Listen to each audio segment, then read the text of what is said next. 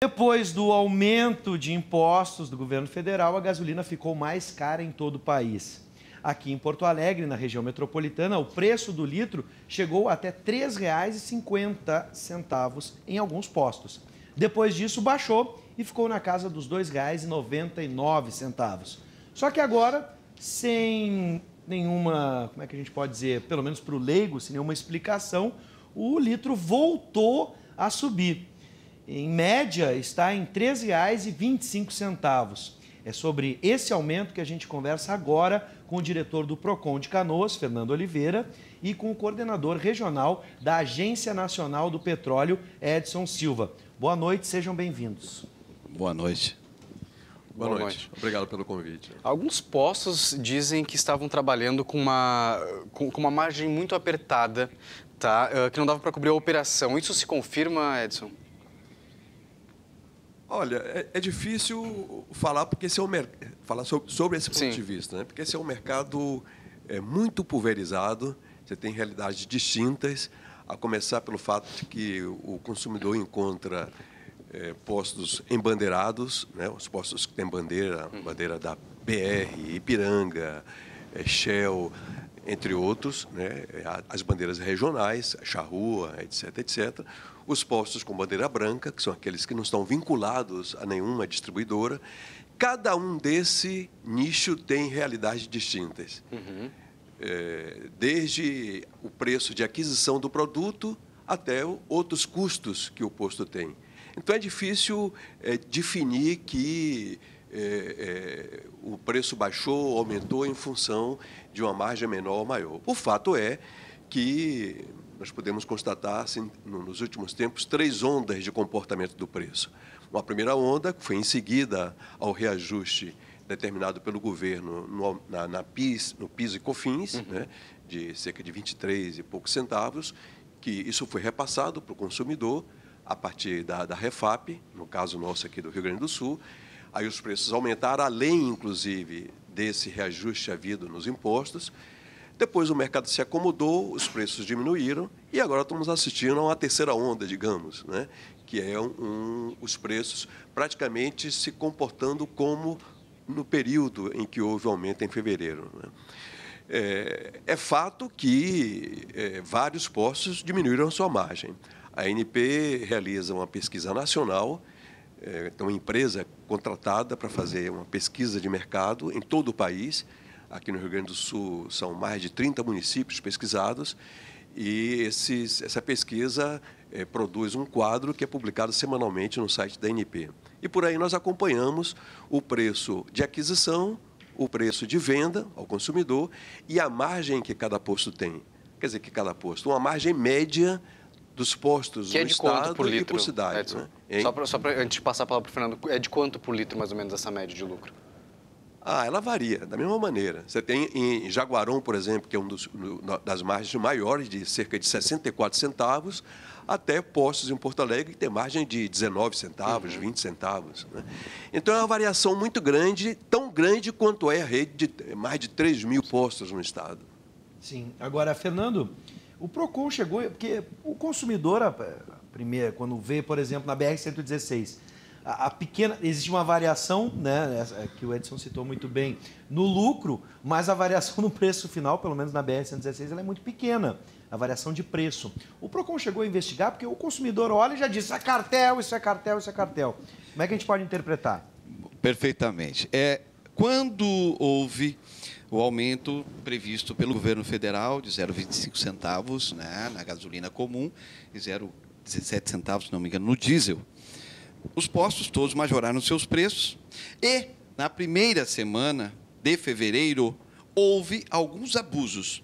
Eu digo abusos porque nós, Procon Municipal, somos, é óbvio, do município, mas existe uma coordenação regional dos Procons, né, através do Estado.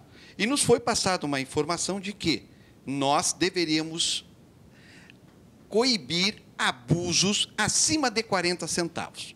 Acima de 40 centavos, o aumento a partir de fevereiro devia ser notificado o posto. Aqui em Canoas, 5 ou 6 postos passaram de 50 centavos na primeira semana. entre o dia 1º de fevereiro e o dia 8 de fevereiro. Após isso, a lei do livre mercado, né, foi estabilizando o preço e eles permaneceram ali na faixa dos 13,26. Só que, como o Edson muito bem disse, né, só aqui ele falou, a fala dele foi extremamente ampla e muito interessante, foi o que nós constatamos, porque nós fizemos essa pesquisa em 26 postos no dia 20 de fevereiro, mais ou menos. E tivemos essa imagem de oscilação na primeira semana, alguns arrobos, 5 ou 6 postos que passaram da medida, certo? Aí depois, né, a gasolina foi, na lei do livre mercado, ela foi diminuindo o preço. Por quê? Porque é aquela necessidade, é a lei do livre mercado. Eu tenho o meu posto, eu compro a minha gasolina, eu vou botar o preço que eu quiser.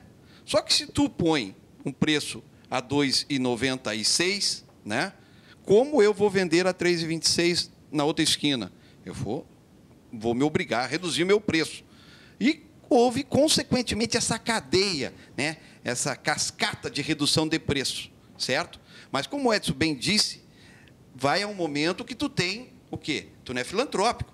Tu tem que pagar teu funcionário, tu tem que pagar tua luz, tu tem que pagar tua água. Tu vai ver que a tua margem de lucro ela se torna pequena e quase que impossibilita tu manter o teu negócio, certo?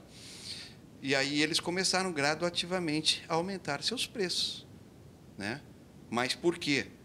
Porque é uma lei do livre mercado, dentro desse nível. E aí nós fizemos a pesquisa, e o que aconteceu? Na pesquisa, a gente vê também que houve aumento da distribuidora para o posto, a distribuidora também aumentou o combustível para o posto, certo? Sim. Então, é óbvio que, né, o posto também vai repassar isso. E nessa lei de livre mercado acabou voltando ao que estava em fevereiro. Só isso. Só voltou ao que estava em fevereiro. Mas então houve então aumento na distribuidora. Houve aumento na distribuidora. Isso Sim, a gente não foi constatou movimento só dos em notas postos. fiscais. Não, a gente constatou em notas fiscais que nós fizemos essa pesquisa junto aos postos de gasolinas, nós fizemos um apanhado de todas as notas fiscais de um período a tanto, nós pedimos, eles Sim. nos dão as notas fiscais e daí nós ali conferimos os preços de compra do posto. Porque se aumenta, se diminui o preço da gasolina, aumenta também o número de pessoas que começam a andar de carro, porque ao diminuir o preço da gasolina, obviamente, os postos acabariam ganhando, obviamente. Agora, no dia 25, na segunda-feira, se eu não me engano, o diretor pode me corrigir, nós comemoramos o dia sem... O imposto livre. Do imposto livre. Isso, tá? E agora eu pergunto para o Edson quais são os impostos que compõem o preço do combustível, Edson? Sobretudo o ICMS. ICMS. O Rio Grande do Sul tem um ICMS maior do que a média do ICMS cobrado no Brasil. Sim. E é, portanto, o que mais incide no preço, do ponto de vista de carga tributária. Depois tem os impostos municipais, tipo ISS-QN, cada município tem uma tarifa diferenciada, né? Canoas, por exemplo, tem um ISSN-QN, se eu não me engano, menor do que o de Porto Alegre. Né? Depois você tem impostos menores, mas o principal imposto é ICMS, que é o imposto pago pelo Estado. O tema tem uma certa complexidade. Agora, o fato é que preço de combustível no Brasil é liberado.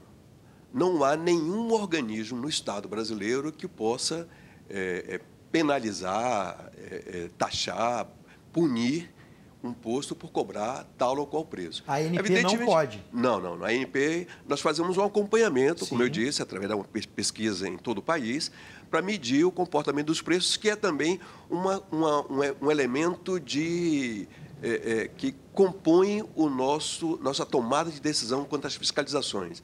Por exemplo, há pouco tempo nós fizemos uma pesquisa e monitoramos o preço de vários postos aqui na faixa da BR-116, que, curiosamente, de uma hora para outra, baixaram os preços significativamente. Tinham preços mais baixos na faixa da 116 do que, inclusive, a média dos preços cobrados em todo o município de Canoas. Isso gerou uma certa dúvida no consumidor, porque parecia que a ANP estava verificando porque queria que o preço aumentasse. O problema não era esse. É que o preço baixo também sugere desconfiança. O preço baixo pode significar uma mercadoria cuja origem não é conhecida. Preço baixo pode significar sonegação tributária. Preço baixo pode significar várias coisas que, no fundo, termina prejudicando o consumidor. Então, nós verificamos, procuramos acompanhar, constatamos que o produto tinha qualidade, que o produto tinha origem conhecida, apenas era uma movimentação de um grupo de empresários. Porque normalmente na BR, Edson, é mais barato do que em Porto Alegre. Muita gente vem de Porto Alegre, da zona norte da cidade, de Porto Alegre, para abastecer ali na BR. Hoje essa diferença já não... E hoje não existe mais essa diferença. Existe. Hoje, a nossa pesquisa, a média de preço de Canoa na semana passada era 3,174, enquanto em Porto Alegre era de 3,269. Que é o mesmo preço que está em Canoas. Eu abasteci hoje aqui em Canoas, a BR está 3,26. Então já aumentou. Da semana para cá, da semana para cá já aumentou, né? Agora, o fato é que é um mercado ainda, eu diria que, como ele é formado por micro, pequenos, médios e até empresários maiores, né? É um mercado que ainda está se ajustando, se valendo dessa condição de ser preço livre. Numa situação como essa, o papel do consumidor é fundamental, porque ainda que você tenha abastecido com 3,26, mas nós temos constatado que aqui no município, por exemplo, são vários tipos de preços. Você vai encontrar também um preço menor do que o 3,26. Claro. Então, cabe ao consumidor, se é verdade que o preço é livre para o empresário fixar aquilo que lhe é mais conveniente, também é livre o direito do consumidor pesquisar e eleger o posto que está cobrando um preço menor. Sim. Se a sua preocupação for escolher um preço menor, que tem um consumidor que vai escolher um preço maior, mas está em busca de outras comodidades. Claro. Um posto bem limpo, bem iluminado, com áreas amplas, com uma boa loja de conveniência. Esse é um tipo de consumidor, que ele não está muito preocupado com o tipo de preço. Evidentemente que ele não quer pagar preço absurdo, mas ele também não está em busca de um preço menor. Ele está em busca de preço, qualidade e condições do estabelecimento. Mas eu acho que a maioria dos consumidores está em busca de preço menor. Então, ele deve também fazer a pesquisa. Ele pode, por exemplo, numa situação como essa, de onda de aumento, ele não precisa abastecer necessariamente, encher o tanque, aquele que tem essa prática. Põe R$10, põe R$20. Com isso, ele responde ao movimento especulativo, digamos, que esse ou aquele posto está fazendo para aumentar o preço. E logo ele vai ter que baixar. Mais ainda na situação de hoje, em que o consumo está diminuindo. Segundo o nosso acompanhamento, o mercado de combustíveis, que era um mercado que estava mostrando um dinamismo muito grande, crescendo acima do crescimento do PIB do Estado. De fevereiro para cá, nós estamos observando que o consumo está diminuindo e, na minha opinião, essa é a tendência que vai acontecer até o final do ano. O mercado está desativando. Embora a imagem que a gente tem ali da Freeway, né, próxima à legalidade, hoje é um dia típico também, com o trânsito, jogo de futebol, mas a gente vê um número, cada vez mais um número, pelo menos nos últimos anos, o número de automóveis cresceu, a venda de automóveis de veículos cresceu muito, né? Agora, nesse momento, começa uma retração. O mercado está desaquecendo e não tem espaço para cobrar preços abusivos. Com certeza. Preços altos. Agora, nessa lógica, eu pergunto ao Fernando, se além dessa excelente dica que o Edson nos deu, de, por exemplo, não encher o tanque, já é uma resposta a esse mercado, se é possível também fiscalizar, denunciar junto ao PROCON abuso ou qualquer tipo de prática que possa ferir o direito do consumidor. Né? Sempre, sempre. O PROCON está aberto a escutar o consumidor. É um órgão de defesa do consumidor. E, para isso, nós estamos lá. Né? Nós funcionamos na Gonçalves Dias, número 88, em Canoas. Né? E estamos à disposição das 9 às 17 horas. Para todo consumidor que se achar prejudicado em qualquer negociação comercial. Perfeito. A gente estava falando aqui do preço, né? No Uruguai, o preço da bomba é determinado pelo próprio país, né? Pelo órgão responsável lá. Isso seria um benefício para o Brasil ou não? Olha, eu em que pese todo o tumulto que acontece, eu ainda acho que numa economia de mercado os preços devem ser livres. Porque o preço tabelado, embora eu tenha ouvido vários empresários que vão tratar de assuntos diversos lá na ANP, aqui no nosso escritório, e vários deles estão defendendo o retorno ao preço tabelado, por julgar que com o preço tabelado ele tem a possibilidade de uma margem de ganho maior. Porque como é um mercado muito pulverizado, um empresário pequeno que está preocupado no curto prazo, ele baixa o preço, sua margem de lucro vai diminuir, muitas vezes diminui a ponto de não cobrir seus gastos, mas ele faz uma aventura, mas é um empresário pequeno que está olhando aquele curto prazo. Resultado, os outros são obrigados a descer o preço também. Chega uma hora que isso não suporta, não sustenta. Então, mas de toda maneira, eu acho que numa economia de mercado, a melhor solução, eu ainda acho que seja o preço liberado. Agora, é preciso também que, numa economia de mercado, o consumidor compreenda a sua função, o seu papel. E o seu papel é fazer a contrapressão àqueles que pretendem cobrar preços elevados. Assim como a ANP faz pesquisas e levanta informações a respeito do mercado, o PROCON também tem esse levantamento. Nós somos bons consumidores, especialmente, por exemplo, de combustível. A gente faz pesquisa, no entendimento do PROCON, com as informações que vocês têm, o número de denúncias é grande ou a gente ainda é muito acomodado? Olha, em combustível ainda é pequeno. É pequeno. Só quando existe, como existiu esse aumento, né? Aí nós recebemos alguns telefonemas já dizendo, pô, o pessoal da BR está fazendo cartel, todo mundo aumentou o preço e ficou igual. A gente vai para a rua, vai verificar. Nós verificamos entre 14, 15 e 18 de maio, 26 postos. 26 postos de Canoas, aleatoriamente, né? Foi verificado, foi visto, foi feita essa pesquisa que eu falei, pedido notas de compra, olhado o preço de bomba, tudo analisado, para ver se existia abusos ou não. Não encontramos nada. Nesse período, do dia 14 ao dia 18 de maio, foi tudo muito tranquilo. Está todo mundo dentro do patamar pré-estabelecido lá em fevereiro. Mas, realmente, combustível, o pessoal está acomodado ainda, em termos de queixa para o PROCON, né? Agora, por que é mais caro a gasolina no interior do estado em relação aqui à capital, Edson? É que, além da carga tributária a que eu me referi, né, na nossa conversa, você tem também um custo de logística, né? Não por acaso, Canoas tem um dos 5 menores preços do estado, por estar próximo aqui da refinaria. Sim. Né?